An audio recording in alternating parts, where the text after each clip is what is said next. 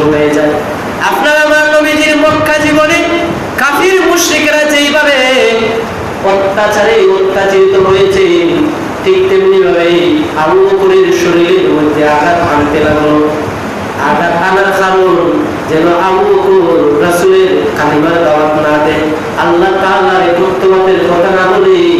আবু বকর রাদিয়াল্লাহু তাআলা আনহু এমন ভাবে অত্যাচারিত হলে আবু বকর রাদিয়াল্লাহু তাআলা আনহু তখন নবীজিকে বলতেন, হে আল্লাহর রাসূল, কাফির মুশরিকরা দ্বীনের দাওয়াত দিলে অনেক অত্যাচার করে গো, কি করা যায়?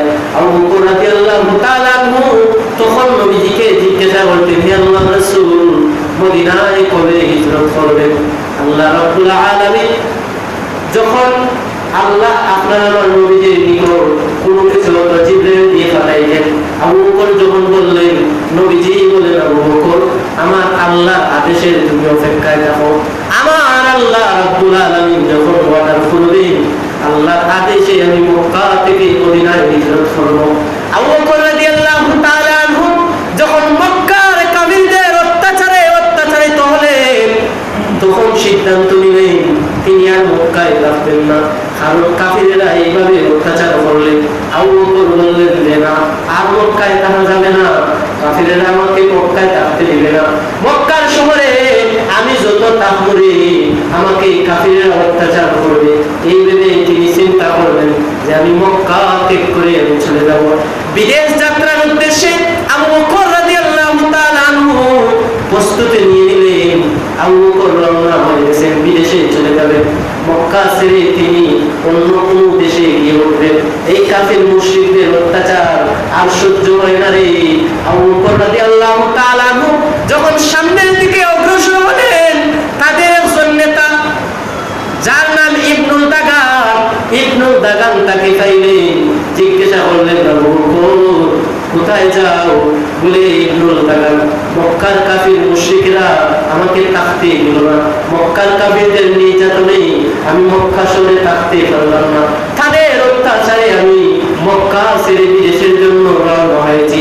ইবনুল দাগান বলেন, ও আবু বকর, না রে আবু বকর, না না, মক্কার শহরে যদি সৎ ব্যক্তি 10টা থাকে, 10টার মধ্যে তুমি একটা, তোমার মধ্যে সততা আছে আবু বকর, তোমার মধ্যে অনেক নম্রতা আছে, তোমার মধ্যে অনেক ভদ্রতা আছে আবু বকর রে। ও আবু বকর, তোমাকে এভাবে যেতে দেব না, তোমাকে মক্কাবাসী হারায় তাইলে তার সম্পদ হারাইব। আসলে আবু বকর আমার সাথে আমি তোমার জামিন হইলাম, মক্কার কাফিরদের সাথে তোমার যে ছোটখাটো ঝগড়া হয়েছে এই ঝগড়াটা আমি মিটমাট করে দেব, আমি মিলিয়ে দিব, তারপরে তুমি মক্কায় যাইবা। আবু বকর বলে, ওই ইবনুল দাগান, না না, মক্কার কাফিররা আমাকে নির্যাতন করে, মক্কার কাফিররা আমাকে অত্যাচার করে, আমি মক্কার শহরে থাকবো না। ইবনুল দাগান বলে, আমি মক্কার কাফিরদের সামনে কথা বলবো, তোমার সাথে যে সমস্যা হয়েছে এই সমস্যার সমাধান করব। আবু বকর, চলো রে, তুমি মক্কা ছেড়ে চলে যেও, মক্কাবাসী তোমার চিনে না, আমি কিন্তু চিনি। এবার আবু বকর রাদিয়াল্লাহু তাআলা আনহুকে ইবনুল দাগান নিয়ে আসলেন, মক্কার কাফিরদের সামনে নিয়ে বসলেন। মক্কার কাফিরদের সামনে বসে ইবনুল দাগানের এমন প্রভাব ছিল, তিনি এই শহরের বড় নেতা বা সম্মানী, গ্রামের মানুষের কথার দাম আছে না নাই? আছে না? গ্রামের একজন সম্মানী ব্যক্তি, গ্রামের একজন মুরব্বী যখন কোন বিচারের ফয়সালা দেয়, মুরব্বী যদি এই বিচারের রায় দিয়ে দেয় আর কেউ কথা বলে না, কারণ এই মুরব্বীকে সম্মান করে গ্রামের মানুষ বলে যে তিনি গ্রামের মুরব্বী, তিনার উপরে কেউ নাই, তিনি যেহেতু বলেছেন এটা এইরকম হবে তাহলে এটা এইরকম হবে। ইবনুল দাগানের প্রভাব ছিল সেটা, কাফির মুশরিকেরা ইবনুল দাগানের কথা মানতো। কাফিরদের সামনে আবু বকরকে নিয়ে গেলেন। ইবনুল দাগান মক্কার কাফিরদের বললেন, ওই মক্কার কাফিরেরা, আবু বকর মক্কা ছেড়ে চলে যায়, তোমরা কি দেখো না তোমাদের অত্যাচারে আবু বকর দেশ ত্যাগ করতে চায়? আমি ইবনুল দাগান জামিন হয়ে আবু বকরের দায়িত্ব নিয়ে আবু বকরকে নিয়ে এসেছি, আবু বকরকে যেতে দেব না। আবু বকর এমন সুন্দর এক মানুষ, আবু বকর সত্যের দিশারি, আবু বকর সুন্দর কথা বলে, আবু বকর সুন্দর ব্যবহার দেখায়, আবু বকরের মতো মক্কার শহরে আর দ্বিতীয় কোনো মানুষ নাই। অর্থাৎ মক্কার কাফিররা, তোমরা আবু বকরের সাথে এমন আচরণ করিও না যে আচরণে সে কষ্ট পায়। ইবনুল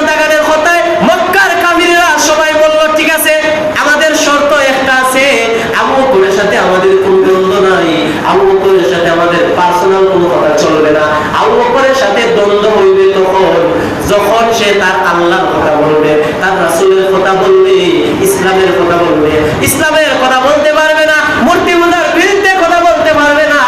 যদি এটা মেনে চলতে পারে, আবু বকর আমাদের সাথে থাকবে, আবু বকরকে আমরা অত্যাচার করবো না, আবু বকরকে আমরা মারপিট করবো না। এইবার এক পর্যায়ে ইবনুল দাগান মক্কার কাফিরদের সামনে, মুশরিকদের সামনে একটা মিটমাট করে আবু বকর স্থির হলেন। আবু বকরকে বললেন, আবু বকর সমস্ত কিছু ভুলে তুমি মক্কায় দেখো, কারণ মক্কাবাসীরা তোমারে চিনে না, আমি ইবনুল দাগান তোমারে চিনি। কারণ আমি ইবনুল দাগান মনে করি মক্কার শহরে যদি দ্বিতীয় কেউ একজন যদি সৎ মানুষ থাকে তুমি আবু বকর। সুবহানাল্লাহ। অর্থাৎ তুমি তাকো। আবু বকর রাদিয়াল্লাহু তাআলা তাকলেন। তাকার পর কিছুদিন যাওয়ার পর আবু বকর রাদিয়াল্লাহু তাআলা একটি ছোট্ট মসজিদ নির্মাণ করলেন। মসজিদ নির্মাণ করে তিনি আল্লাহ তাআলার ইবাদত করবেন। তিনি একা একা নামাজ পড়তে লাগলেন। কিছু কাফিরদের চোখে পড়লো যে আবু বকর আগের ব্যবহারটা করতেছে, আগে যেইভাবে নামাজ পড়তো নামাজ আরম্ভ করছে, নামাজ ধরে ফেলছে। মক্কার কাফিরদের সবার সামনে গিয়ে তুলে ধরলো একজন, বলে আবু বকর তো তার রবের নাম লইতেছে। মক্কার কাফিরেরা সবাই চলে আসলো, দেখা যায় ঠিকই একটা মসজিদ তৈরি করেছে, সে সেজদা করতেছে। আবু বকরকে কোনো কিছু না বলে যিনি জামিনদার তিনার কাছে চলে গেলেন যে ইবনুল দাগান। কারণ কোনো মানুষ যদি কোনো মানুষের জামিন হয়, এরপরে যদি সে দোষ করে, আগে আমরা সেই দোষীকে ধরি না, জামিনদারকে ধরি। বলে তুমি জামিনদার হয়েছো, এটা আবার চুরি করছে, তুমি বলছিলে আগের আমতা কি যে সে আর চুরি করবে না, তুমি জামিন হয়েছো, তাইলে এটার বিচার তুমি এখন দেবো। ইবনুল দাগানের কাছে চলে গেছে, আবু বকরকে কিছু না বলে, বলে ইবনুল দাগান তুমি আবু বকরের জামিন হয়েছো, দেখো তোমার আবু বকর আবার শুরু করছে। আবু বকরের সতর্ক করে দেও, ও ইবনুল দাগান তোমার সাথে আমরা কথা বলবো, আবু বকর যেন এমন অত্যাচারে আমরা আর বাধ্য না করে, আমরা আগে যে অত্যাচার করেছি তার থেকে ভয়াবহ অত্যাচার হবে। আগে অত্যাচার যদি করছি এক গুণ, এখন করবো 3 গুণ। ইবনুল দাগান তোমারে আমরা সম্মান দিলাম, তোমার সম্মানার্থে আবু বকরকে বলো এগুলা না করতে। আবু বকরের সামনে ইবনুল দাগান আসলেন। ইবনুল দাগান এসে আবু বকরকে বললেন, ভাই আবু বকর কি ব্যাপার? বলে তুমি মসজিদ তৈরি কেন করেছে? তুমি মসজিদ তৈরি করে কাফিরদেরকে কেন তুমি চলাও? তুমি কাফিরদের খেলকে কেন চলাও? ও আবু বকর এখন যদি তোমার সাথে অত্যাচার হয়, এখন যদি তোমার সাথে খারাপ ব্যবহার হয়, এটার জামিন আমি নিতে পারবো না, আমি এটার সঙ্গে হতে পারবো না। আবু বকর বলেন, ও ইবনুল দাগান তুমি যদি ইবনুল দাগানের সাহায্য আমি কখনো চাইনি, কখনো চাইবো না। ও ইবনুল দাগান আমার আল্লাহ যদি আমার সহযোগিতা করে, তোমার মতো ইবনুল দাগান আমাকে সহযোগিতা করা লাগবে না। আবু বকর বলেন, ও ইবনুল দাগান আমি তোমার সহযোগিতা চাই না রে, আমি আমার